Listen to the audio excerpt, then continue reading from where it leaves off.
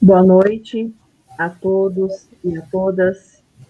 Pedimos licença para adentrar vossos lares com a atividade da Sociedade Espírita Allan Kardec de Goiuerê, Paraná. Palestra pública virtual. E passaremos a palavra para o Lourenço Carlos Matiero para o seu boa noite.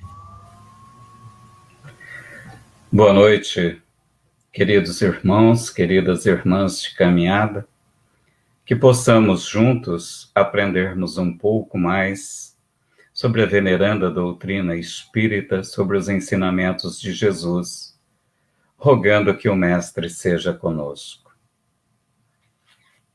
Obrigada, Lourenço.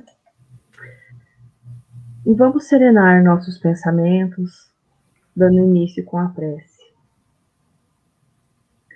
Pai de infinita bondade, sustenta-nos o coração no caminho que nos assinalaste.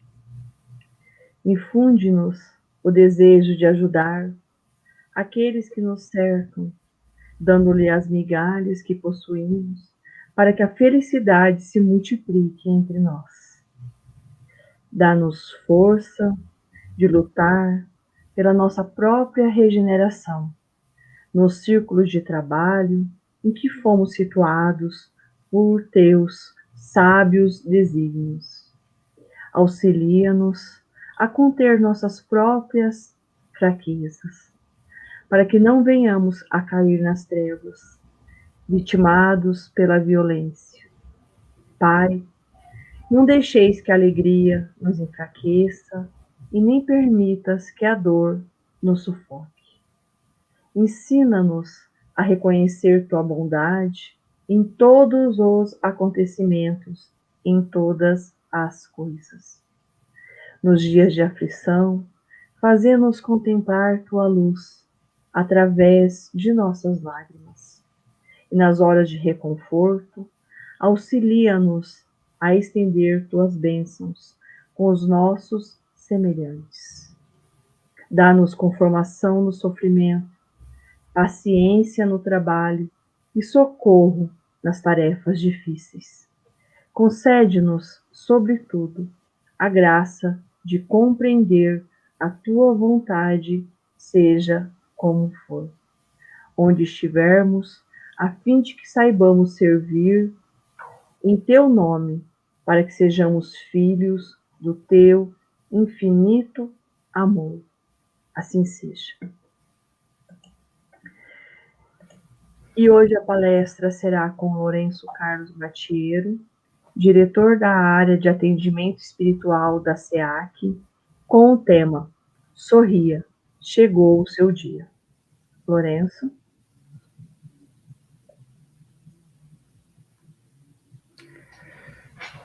Queridos amigos, queridos irmãos, queridas irmãs de caminhada, a gente vai falar sobre um tema que às vezes nós não gostamos muito, né? É muito difícil para nós ainda falarmos sobre a morte. Mas chegará um dia em que a espiritualidade vai mandar para nós um WhatsApp, vai mandar uma mensagenzinha dizendo: sorria, chegou o seu dia. Isso é inevitável, todos nós vamos receber essa mensagem. E supondo que essa mensagem tenha chegado para nós hoje, como nós ficaríamos? Como nós nos sentiríamos? Como agiríamos diante dessa mensagem? Porque a morte, ela nos chegará a qualquer instante.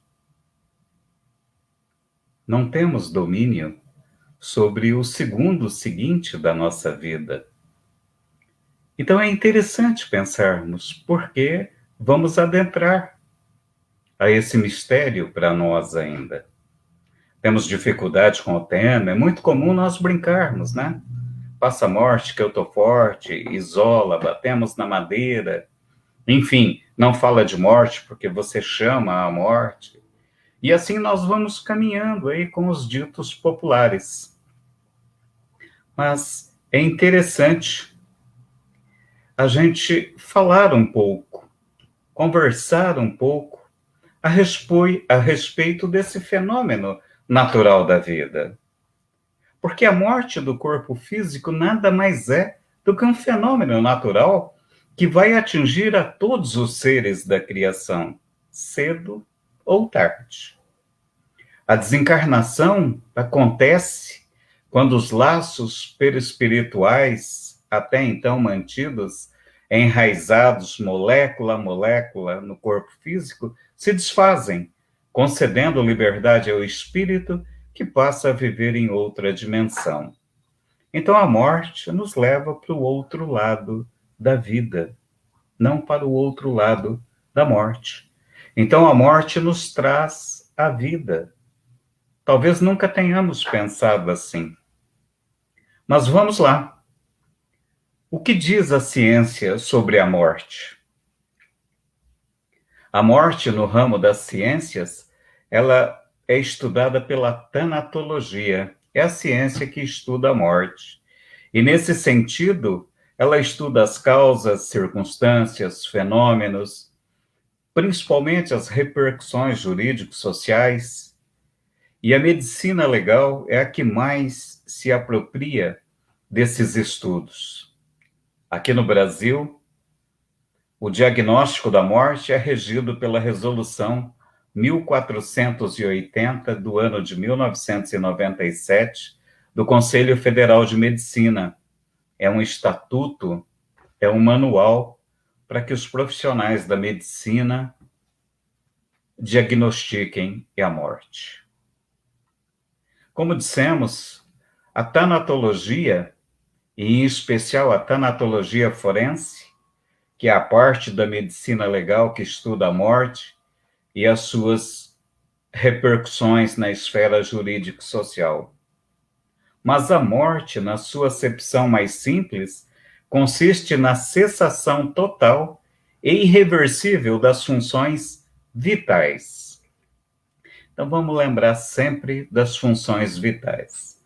A morte, então, cessa as funções vitais. No vocabulário espírita, nós encontramos como definição de morte o aniquilamento das forças vitais do corpo pelo esgotamento dos órgãos.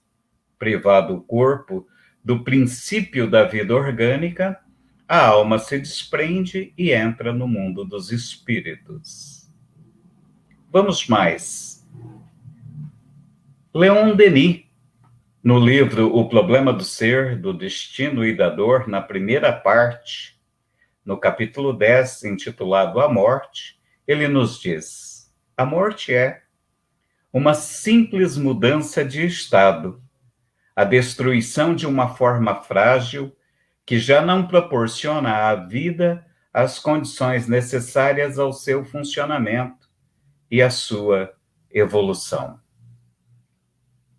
O Sr. Kardec, no Livro dos Espíritos, falando sobre o tema céu e inferno, na questão 154 e 155A, nos traz algumas considerações. A separação do espírito do corpo que lhe pertencia não é dolorosa, sobretudo quando das mortes naturais, que decorre dos desgastes biológicos dos órgãos, como também não é uma separação brusca. A alma se desprende gradualmente e não escapa como um pássaro cativo a que se restituir subitamente à liberdade. Algumas observações, então, a respeito dessas duas citações, né?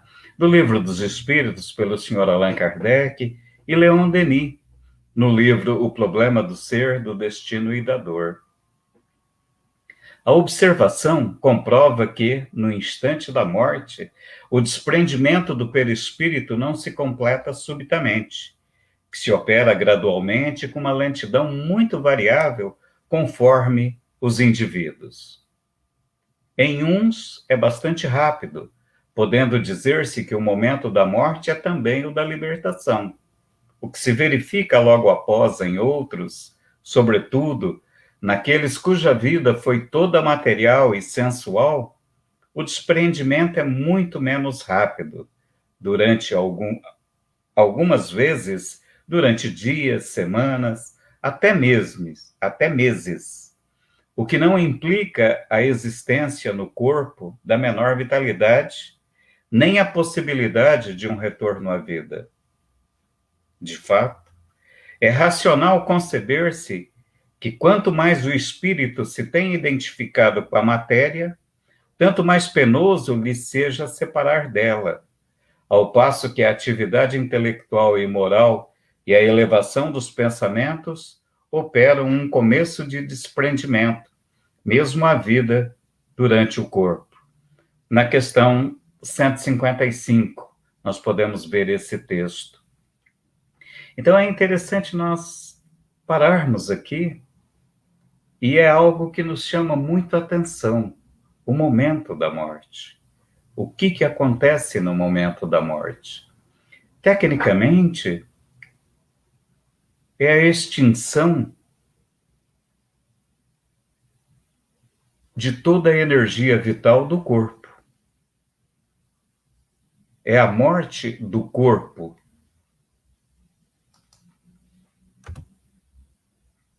É o término do fluido vital. Nós nos lembramos que quando nós estudamos sobre a reencarnação, nós verificamos que temos a possibilidade de fazermos o nosso projeto de vida de volta, organizarmos a nossa reencarnação. E após feito esse projeto, nós temos um número de anos, meses e dias em que vamos estar vivos e encarnados. O nosso corpo será abastecido do fluido vital para este período. Quando acaba esse combustível, esse fluido vital, é inevitável a morte. Muitas vezes nós apressamos, exigindo do corpo mais do que ele pode nos oferecer. Poucas vezes nós vamos observar os amigos que completaram aquele tempo previsto, porque cuidaram bem, souberam levar a existência a bom termo, de forma que sejam considerados completistas, completaram o tempo de vida. Via de regra, nós antecipamos a nossa volta, seja pelo suicídio voluntário, aquele em que eu tiro a minha própria vida por algum motivo, ou o involuntário, que são aquelas atitudes que diminuem a vida útil do corpo, né? Então, muitas vezes nós não entendemos por que algumas pessoas têm uma saúde de ferro e outras não podem ouvir falar em vento frio, que adquirem uma doença. São as compensações pelas existências que tivemos, né? Então, é importante observarmos que a falência dos órgãos, o desprendimento perispíritico que se segue definem o estado de transição ou de passagem de um plano para o outro. O espírito que se encontra inconsciente nesta situação, que pode perdurar por maior ou menor espaço de tempo, dependendo das condições pessoais de cada um. Isso nós vamos ver no livro Céu e Inferno, no capítulo 1, no item 7, da segunda parte, né? Então, o momento da morte, normalmente, é um momento de torpor, é um momento de confusão para o espírito. Na maioria das vezes, ele não tem a noção exata, e cada um no seu momento, com a bagagem que adquiriu, com o que ele possui de intelecto moral, é que define, é que orienta, é que fornece as primeiras impressões. A veneranda Joana de Ângeles, através da psicografia abençoada de Divaldo Franco, no seu livro O Homem Integral, no capítulo 9, ela nos traz informações muito interessantes. A morte é a fatalidade biológica, é o fenômeno habitual da vida. Na engrenagem molecular, associam-se e desagregam-se partículas, transformando-se através do impositivo que as constitui, face à finalidade específica para cada uma. Por efeito, o mesmo ocorre com o corpo, no que resulta o fenômeno conhecido como morte. A morte é um fenômeno íncito da vida, que não pode ser desconsiderado. A morte é um fenômeno natural da vida.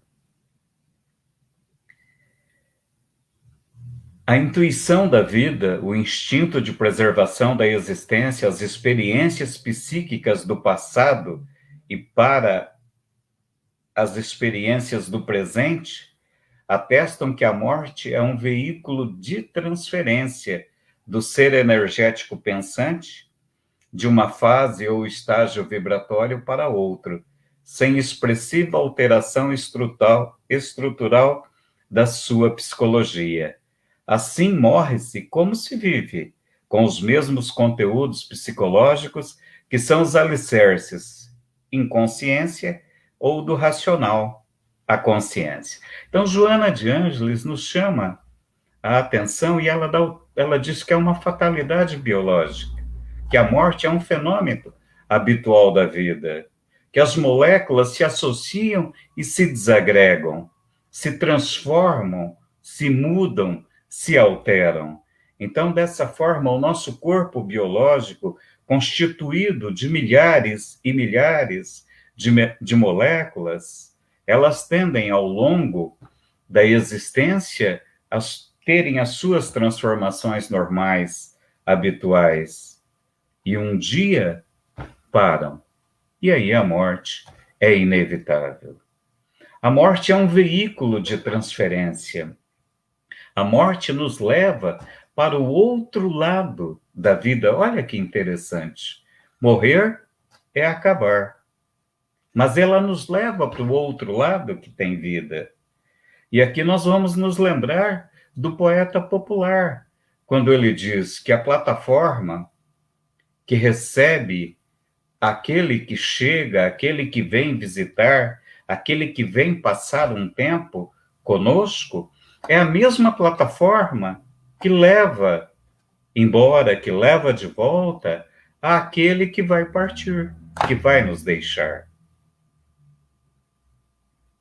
Então é interessante observarmos que o fenômeno da morte, ele vai nos trazer, enquanto encarnados, alguma dor, alguma tristeza, porque sempre que dizemos adeus, os olhos ficam marejados, choramos, sentimos saudades.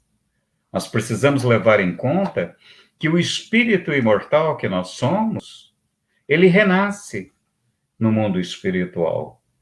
E aqueles que o vão receber na plataforma da vida do mundo espiritual ficarão felizes pela sua chegada, pela sua volta à casa espiritual. Então, dessa forma, causa e efeito, né? No livro Plenitude, no capítulo 12, a veneranda Joana de Ângeles, através da psicografia abençoada de Divaldo Franco, continua a nos dizer: a morte por ignorância da vida tem sido, através dos milênios, a causa de sofrimentos inimagináveis, desencadeadora de tragédias e de desconforto sem fim. Todo fenômeno biológico que se inicia, naturalmente cessa. Tudo que nasce no plano físico interrompe-se, transforma-se, portanto, morre. Não há prazo nem determinismo absoluto de tempo, dependendo de inumeráveis razões para que o ciclo comece ou se encerre. Assim, a morte é inevitável, e o sofrimento que ela gera resulta somente da má interpretação dos objetivos da vida. Então é interessante isso, a dificuldade que nós ainda temos que lidar. E ela diz que é por ignorância. E ignorância é falta de conhecimento. É falta de estudarmos sobre o tema, de buscarmos compreender o que significa esse fenômeno da vida. Nos dizem os amigos da espiritualidade que a chegada no plano espiritual pode ser sofrida ou não. Porque trata-se de um sofrimento moral. É a alma que sofre, não o corpo, pois que este, transformado em matéria inerte, morta, e já está em processo de decomposição. O sofrimento pode ser mais agravado se o espírito que acaba de partir, de morrer, continuar ligado ao corpo em decomposição, já sem vida. Nos contam os amigos que situações semelhantes são encontradas em certos gêneros de suicídios, em homicídios, em desencarnantes presos a profundos remorsos, ou, ainda, em espíritos vinculados aos prazeres da vida material, apegados excessivamente a bens e ou pessoas. Nestas circunstâncias, a morte é vista como uma perda irreparável, um sofrimento atroz, uma sensação de destruição total, porque o espírito desconhece a sua própria imortalidade, que existe e pré-existe à morte do veículo somático. Então, a nossa falta de conhecimento nos faz sofrer. Porque a partir do instante em que conhecemos sobre a imortalidade, entendemos que somos imortais e que o corpo é apenas um veículo com tempo determinado para sua existência e que, findo esse período, nós vamos retornar à casa espiritual e continuarmos a vida normal do espírito imortal. Aí ela já não vai mais nos trazer tanta dor. Ela não vai mais nos levar a pensamentos negativos, às vezes a frases desconexas, sem necessidade. Aqui e ali a gente ouve, por que Deus me puniu tirando alguém? Por que Deus não preservou a vida? Mas cada um de nós temos a nossa história, o nosso tempo. E Deus, na sua infinita bondade, já nos permitiu a vida imortal do Espírito. Já nos fez imortais. Basta que entendamos. Mas a gente vai ver que uma situação bem diversa acontece com o espírito que, durante a existência, se deixou conduzir por uma vida mais simples, sem ganância, sem ambições exageradas, que procurou desenvolver virtudes, combatendo as imperfeições, que praticou a caridade, que promoveu o bem, que cumpriu os seus deveres familiares, profissionais e sociais. A sua desencarnação será mais amena. Os sofrimentos, as angústias do período de transição serão passageiros e breve. A adaptação na nova moradia será mais calma, mais tranquila. E sabendo administrar com serenidade a saudade dos entes queridos que permanecem reencarnados, e sabendo administrar as surpresas do além-túmulo. Porque na continuidade da vida, nós continuamos tendo sensações, continuamos tendo amores, continuamos gostando das pessoas. Não é porque retornamos à casa espiritual em que o véu do esquecimento vai cobrir toda a existência. Não, é contrário quando aqui chegamos, quando aqui viemos para a reencarnação. Aí o véu do esquecimento nos protege do nosso passado delituoso. Quando nós retornamos, apenas vamos continuar a vida que estávamos tendo. Perdemos o veículo, o corpo de carne, mas continuamos com as mesmas sensações, com a mesma psicologia, com tudo aquilo que o espírito acumulou.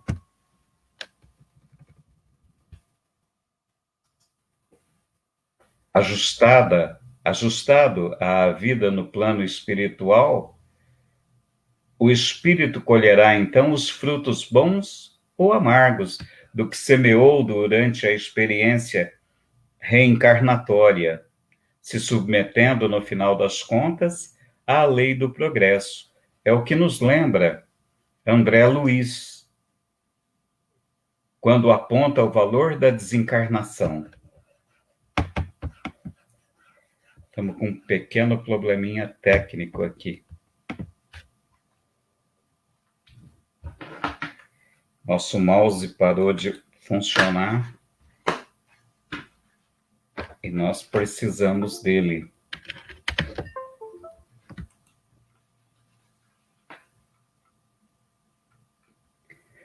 Ok, vamos lá, perdão.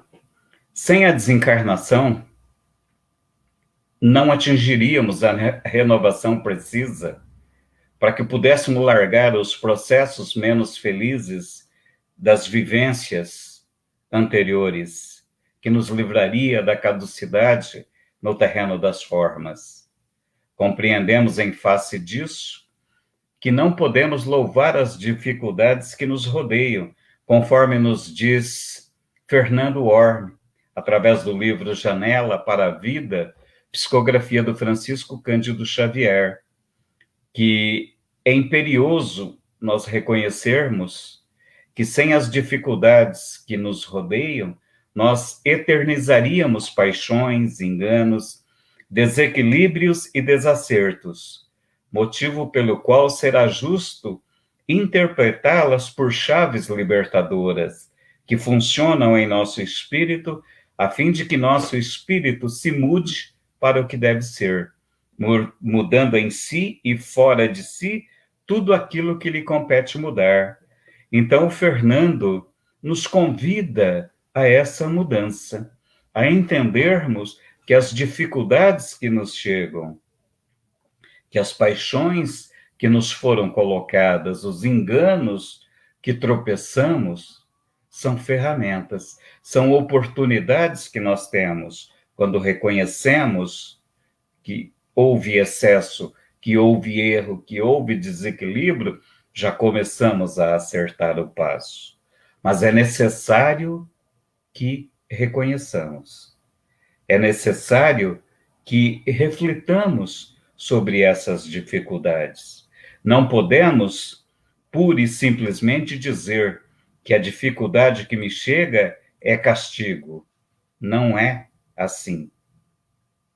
Então, é necessário a minha parte, a minha reflexão. Nos perguntamos, morrer ou desencarnar? É comum aos espíritas substituirmos o termo morte por desencarnação, entendendo que na terminologia espiritista os dois vocábulos são sinônimos.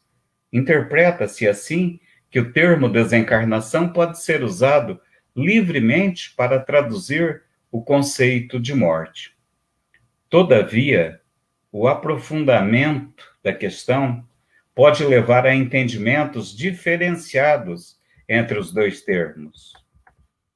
Quando nós estudamos mais detidamente esse assunto, como nos diz o dicionário eletrônico Rowais da língua portuguesa, aprendemos que a morte significa extinção da vida física, cessação completa e definitiva da vida orgânica. Então, morrer é a cessação da vida física, termina a vida do corpo.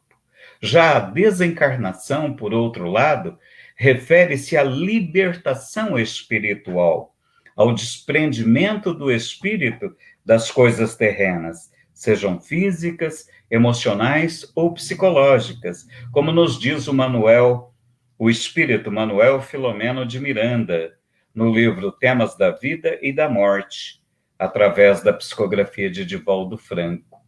Então, a desencarnação é a libertação do espírito, é o desprendimento do espírito das coisas terrenas, do corpo físico, das sensações emocionais ou psicológicas puramente da vida material.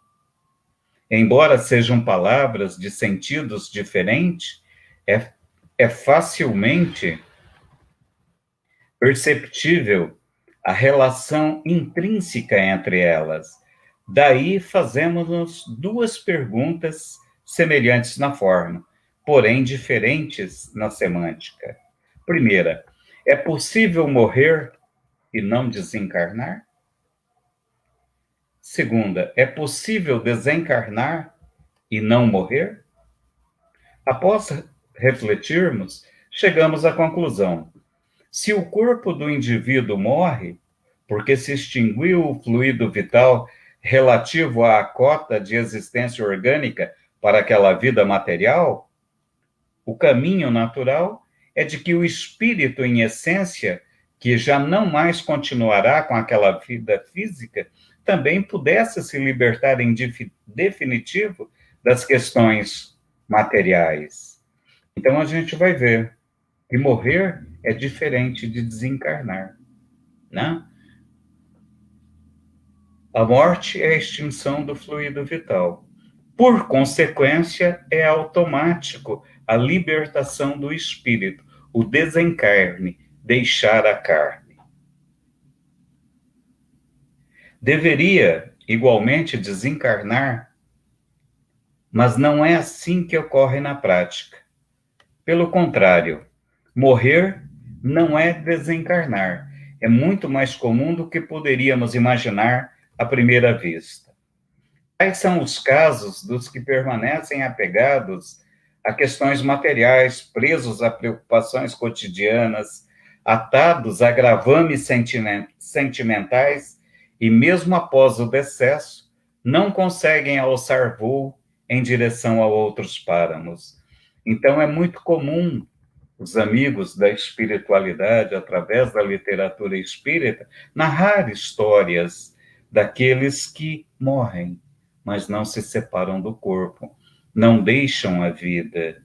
E aqui e ali nós vemos pessoas com sensibilidade mediúnica afirmando que viu fulano, que viu cicrano, que tinha já morrido tempos antes. Porque não se desligaram, não deixaram, não compreenderam. Dessa forma, continuam atados, ligados à matéria e à vida física. Então, no Livro dos Espíritos, né, o senhor Allan Kardec, na questão 136, nos diz que a morte do corpo físico é que provoca o afastamento do espírito e não o contrário. Mesmo porque a desencarnação implica no desprendimento completo da vestimenta que o indivíduo ocupava para o desempenho de suas funções na existência carnal, utilizando um corpo equipado de sentidos físicos para manifestação no ambiente em que se encontrava, contato com o meio externo e relação com as pessoas. Então, consideramos: é possível morrer sem desencarnar, mas não é possível desencarnar sem morrer. Porque a morte nos traz a lição do desprendimento, do desapego, da renúncia.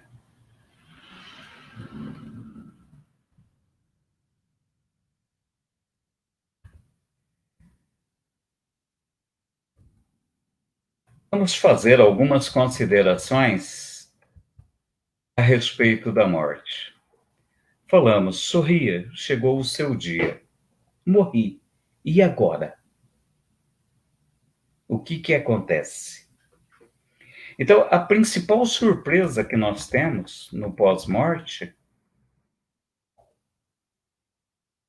é de que continuamos vivos, que a morte não existe.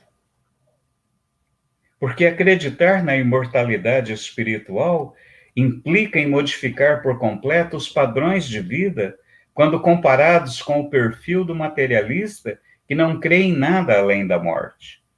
Aquele que imagina o fim absoluto ao término da existência física não tem razão alguma para ser uma pessoa boa, para ajudar o outro, para ser solidário, para ser caridoso. Por que fazer tudo isso se tudo isso acaba? Se eu não acredito na imortalidade, eu não consigo esse equilíbrio. Eu não entendo que é necessário essa mudança, essa alteração de comportamento. Mas quando admitimos a continuidade existencial após o sepulcro, somos naturalmente impelidos a adotar mínimas providências para considerar como ficará a nossa situação do outro lado da vida. Então, se eu já comecei a despertar para a continuidade da vida, eu já começo a entender a lei de causa e efeito. Eu já começo a entender que toda a atitude, toda a ação, toda a palavra, todo gesto tem uma consequência. E vamos nos lembrar do Mestre, que nos diz no Evangelho: não cai uma folha sem que o Pai saiba, tenha ciência. Ninguém vai deixar esta vida sem que tenha quitado as suas dívidas. Então a gente já começa a vislumbrar essa continuidade da vida e as consequências do que fizemos. Porém, essa é a razão da existência de diversas religiões, pois cada uma explica a sua maneira como ficará a alma após a morte do corpo físico. Céu, inferno, purgatório, sono eterno, espera de julgamento, são opções tradicionais que as doutrinas dogmáticas ofertam aos seus profitentes. Então é o que nós vemos, é o que nós ouvimos, é o que nós aprendemos até chegarmos à veneranda doutrina espírita. Aprendemos sobre céu, sobre inferno, sobre purgatório, sobre sono eterno, a espera de julgamento, enfim, as mais diversas teorias a respeito do pós-morte. Mas só o Espiritismo nos esclarece, nos oferece subsídio e informação concreta. A vida futura, segundo o Espiritismo, contém a explicação para o entendimento da mensagem de Jesus.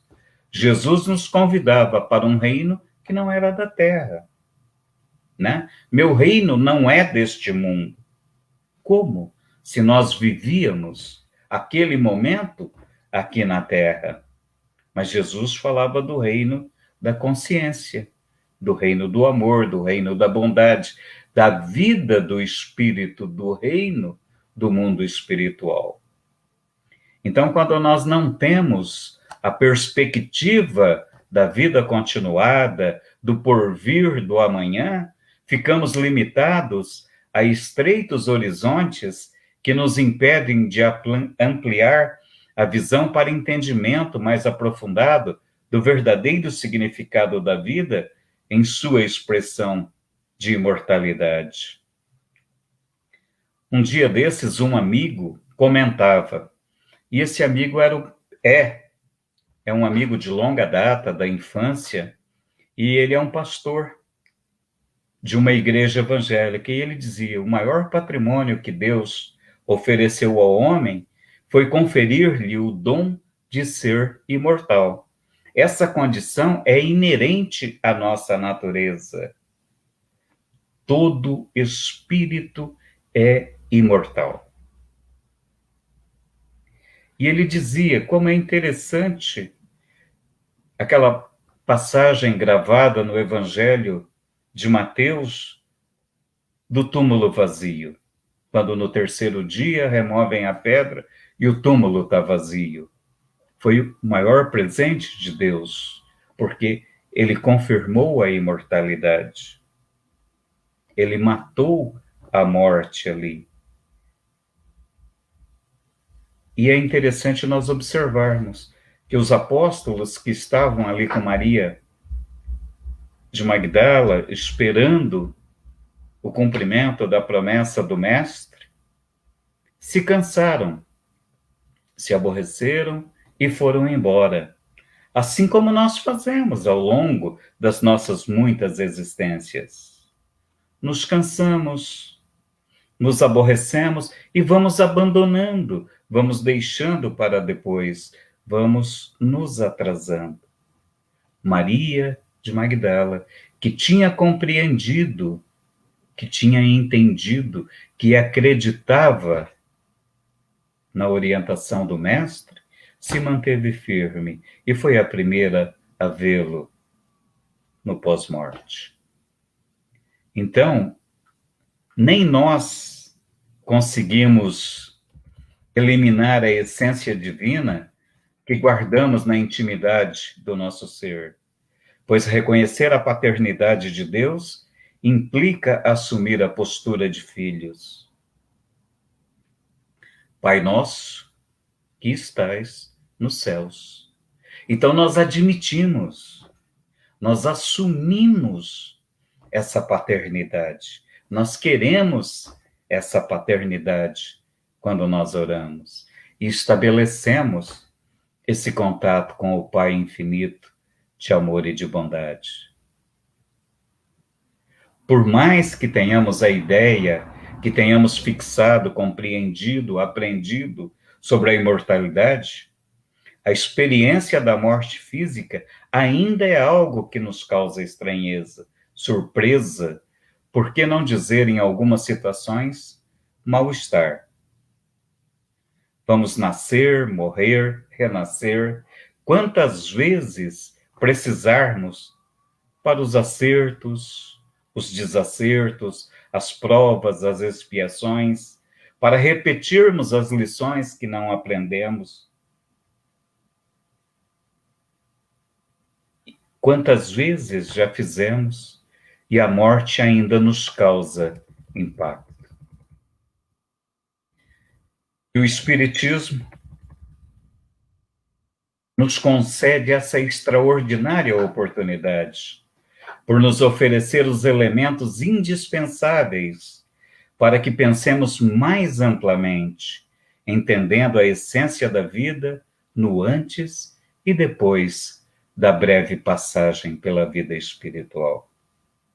O Sr. Allan Kardec, quando da codificação da doutrina dos espíritos, notadamente no Livro dos Espíritos, o primeiro livro, depois de todo o trabalho, ele faz essa compilação e ele divide o Livro dos Espíritos em 4 partes, para que didaticamente nós pudéssemos aproveitar o máximo desses ensinamentos. Na primeira parte, ele fala das causas primárias, das causas primeiras. Ele nos fala de Deus e o infinito, nos traz as provas da existência de Deus, nos traz os atributos da divindade. Ele nos fala dos elementos gerais do universo, da criação, toda a criação de Deus. Ele nos fala do princípio vital. Na parte 2, na parte 2, o Sr. Allan Kardec já nos leva a passear no mundo espírita ou no mundo dos espíritos. Ele vai nos falar dos espíritos, né? Qual a natureza, qual a origem, o mundo normal, primitivo, forma, perispírito, né? as diferentes ordens dos espíritos, a escala espírita, né? A terceira ordem dos espíritos imperfeitos, a segunda ordem dos bons espíritos e a primeira ordem dos espíritos puros. Como se processa a progressão, né? Ele nos ensina sobre anjos e demônios, que é algo que a gente gosta muito, né? Ele nos fala da encarnação, do objetivo por que encarnar. Nos fala da alma, nos explica sobre o materialismo, nos fala da volta do espírito quando se extingue a vida corpórea ao mundo espiritual, da sua individualidade, da vida eterna, da perturbação espiritual que se segue. Ele nos fala da pluralidade das existências, das muitas existências, da justiça de Deus, que é a reencarnação, que é permitir que cada filho amado volte àquele momento e recupere aquele instante, que ele zere aquele delito cometido, né? Então, a reencarnação é a grande justiça de Deus nos levando de volta para que pudéssemos recuperar o passado, né? Nos fala sobre a pluralidade das existências, nos fala da vida espírita, dos mundos transitórios, das percepções e sensações e sofrimentos dos espíritos. Mas ele fala da volta do espírito à vida corporal também, a união da alma do corpo, das faculdades morais e intelectuais, da influência do organismo. Vai nos falar sobre temas que para nós são difíceis, como o idiotismo, a loucura, a infância, a simpatia e a antipatia, sobre o esquecimento do passado. Nos fala da emancipação da alma, do sono, dos sonhos, das visitas espíritas entre as pessoas vivas, né? Da intervenção dos espíritos no mundo corporal. Será que é possível? Nos diz o senhor Allan Kardec que é muito, muito comum, muito habitual, que muitas vezes são eles que nos dirigem. Então, no Livro dos Espíritos, na parte segunda, a gente vai entender essa intervenção, né? Ele vai nos falar também das ocupações, das missões dos espíritos. Morrer não é ir para o paraíso, como muitas vezes nós pensamos, como nós imaginamos, né?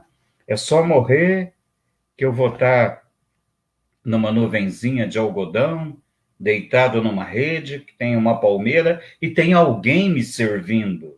Não. A vida continua.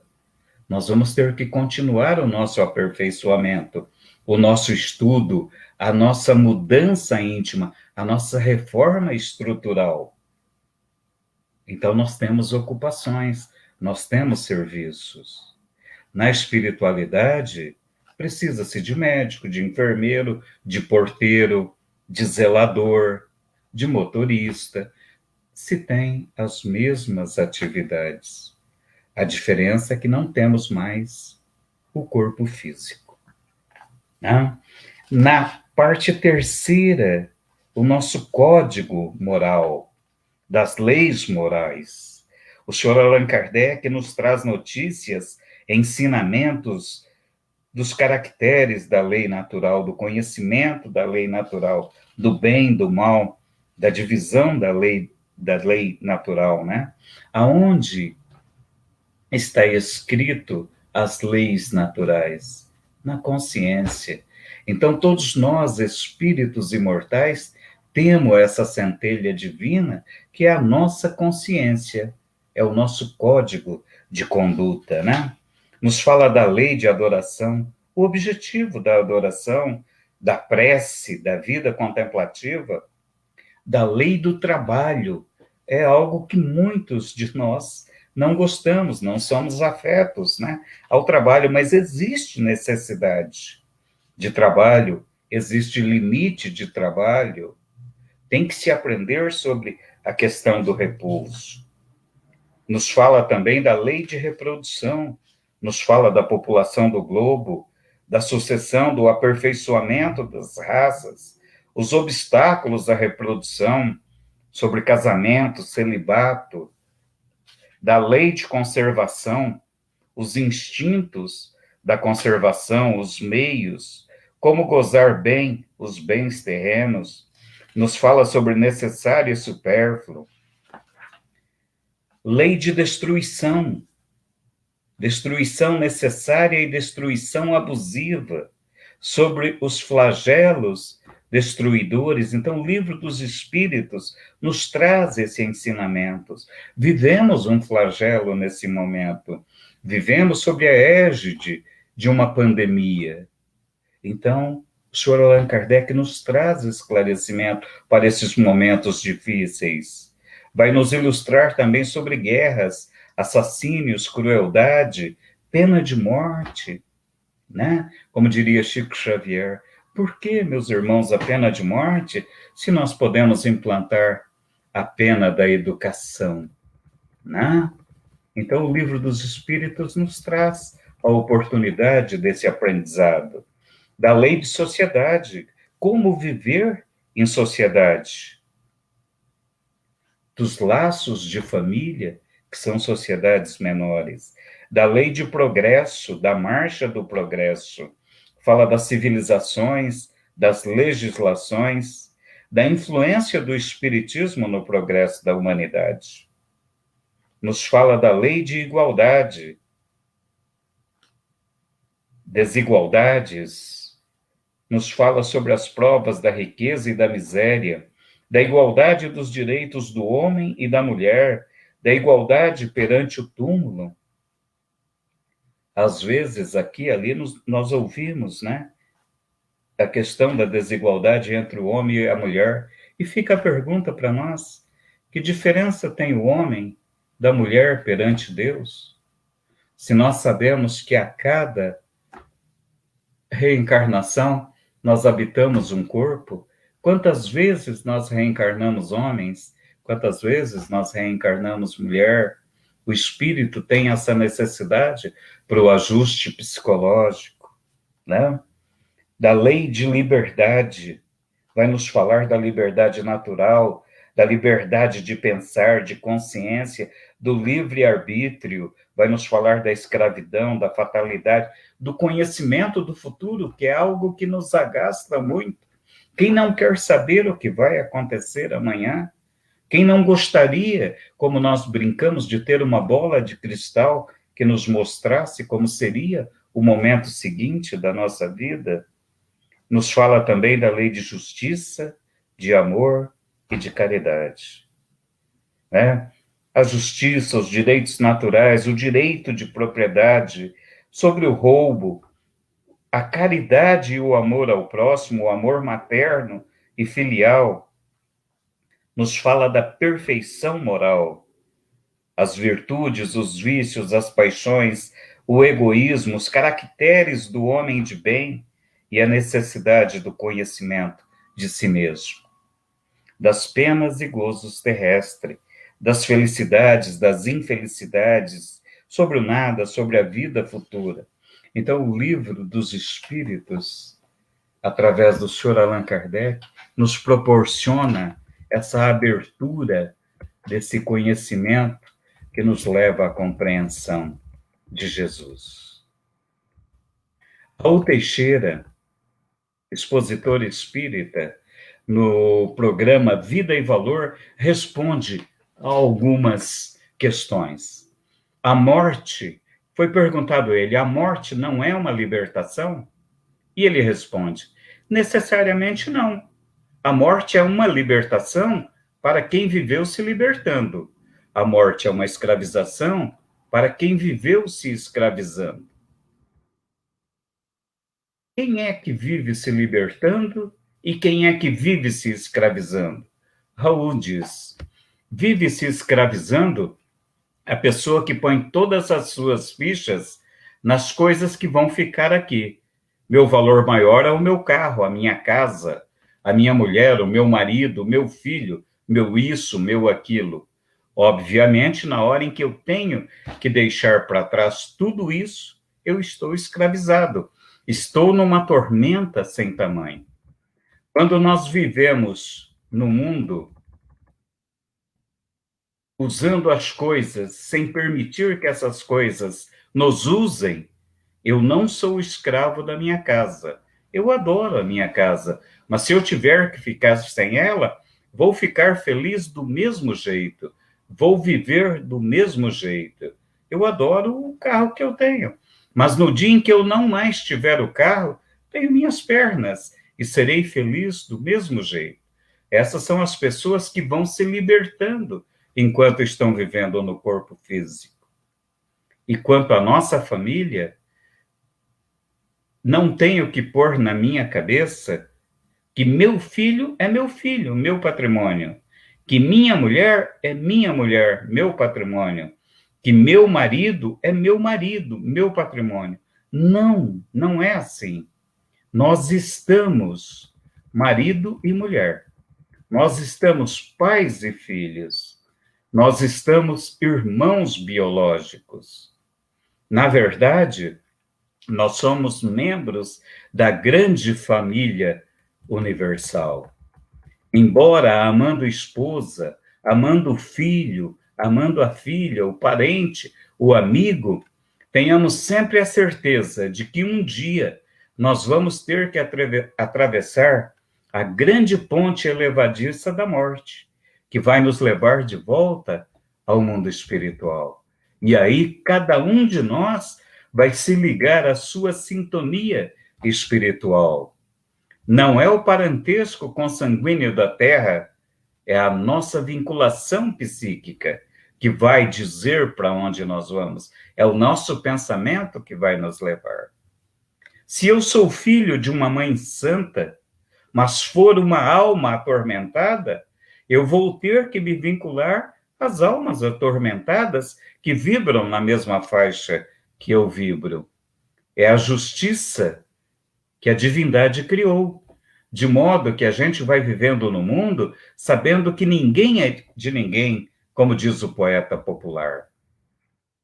Então, a partir disso, nós temos que aprender a amar as pessoas sem desejar possuí-las, sem desejar ser donos das pessoas. E isso vai nos libertar fundamentalmente. No livro Lindos Casos, de Chico Xavier, escrito pelo jornalista Ramiro Gama, é uma história muito interessante. Em 1940, o Chico ficou gravemente enfermo. O médico que o assistia fez o diagnóstico e, com muita calma, explicou a ele o que estava acontecendo. E havia risco dele ir a óbito, dele morrer. Quando o médico sai, o Chico olha para cima e vê Dr. Bezerra de Menezes, André Luiz e Emmanuel, que trabalhavam, providenciavam recursos, dando a entender que o estado realmente era grave. Chico, então, pensou e se preparou, então, para morrer bem. Numa prece sentida, rogou a Emmanuel que o recebesse na espiritualidade, seu amoroso guia. Mas Emmanuel, percebendo a intenção, disse a Chico: não posso, Chico, auxiliá-lo no seu desencarne. Tenho muito o que fazer. Mas se você sentir que a hora chegou, que a hora é agora, recorra aos amigos do Centro Espírita Luiz Gonzaga. Você não é melhor que os outros. E com esse ensinamento, o médium recebeu uma bela lição. Encerra Ramiro Gama o texto. Então, é um ensinamento útil para nós. Muitas vezes, nós espíritas imaginamos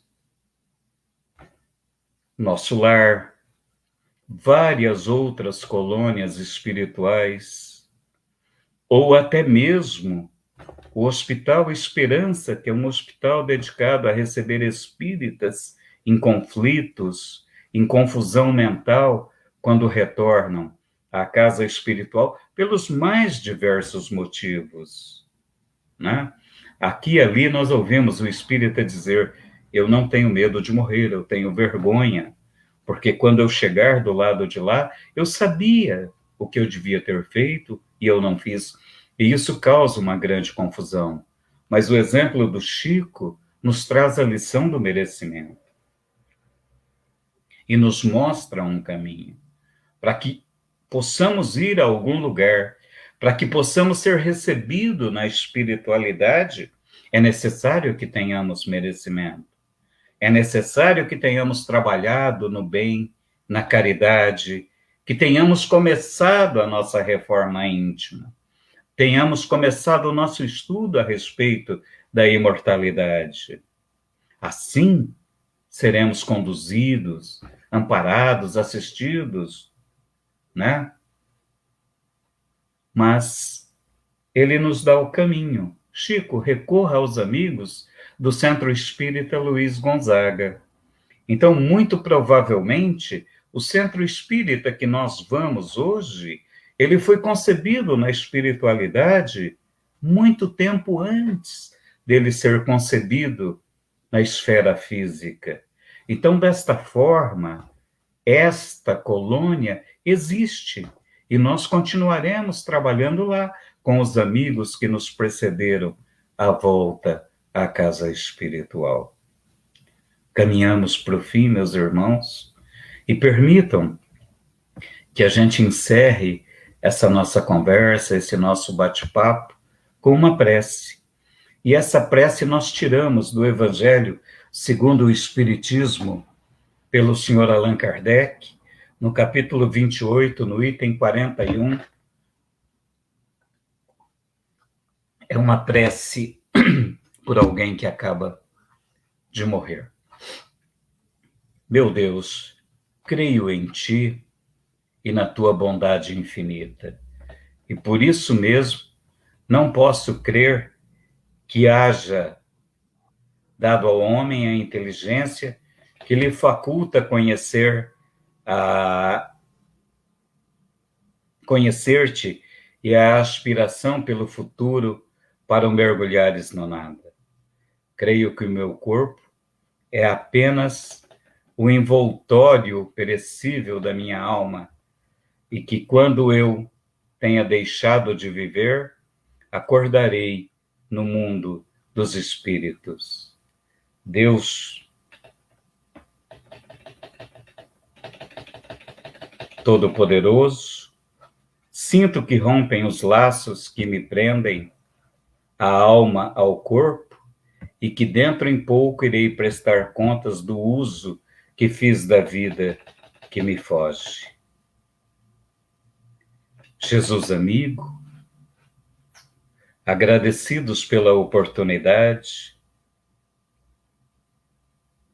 rogamos o amparo, o auxílio, a mão amiga da espiritualidade, para que possamos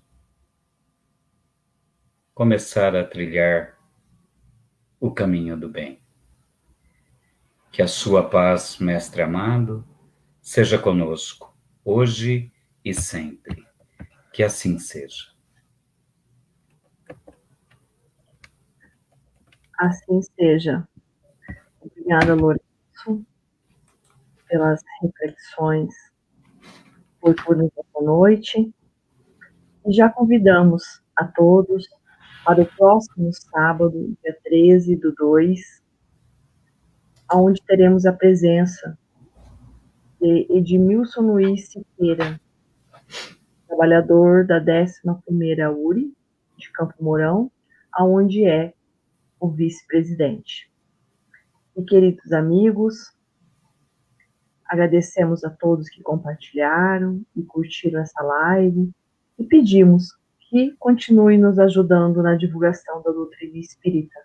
Deixe seu like, aqui na página canal SEAC e ative o sino para serem avisados de nossas atividades.